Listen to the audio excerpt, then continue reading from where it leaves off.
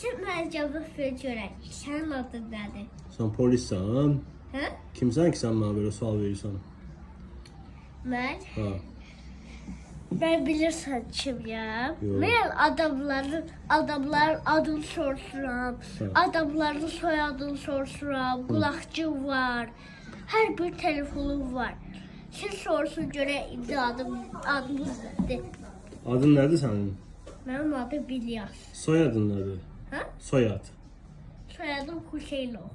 Sen kimin oğlusan? Oğlu Cünesin. Sen bu qohumluq əlaqəni öyrənmədin də. Sənin atan kimdir? Vüqar. Sen kimin uşağısan? Nə? Kimin balasısan? Yaxşı çıxmadı. Çıxart da onu. Sen kimin balasısan? Atalı. Ay sağ ol. Bir daha Hə? Ata kimdir? Ata. Adı nədir atanın? dedi onu. Vüqar. Deməli sən Vüqarın oğlusan da. Səni kimsən, kimin oğlusan sual verəndə mən Vüqarın oğluyam.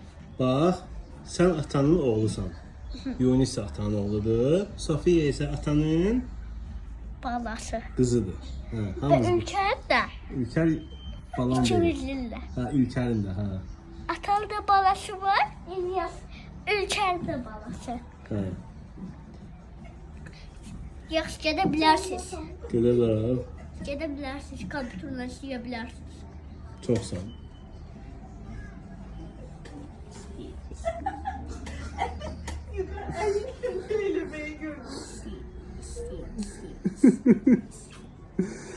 İşte. Ha? İşte də tez ol müəlliməyəm. Aç kompüteri işlə. Suallar yaz. Evdə baxacağam. Yaxşı, yaxşı.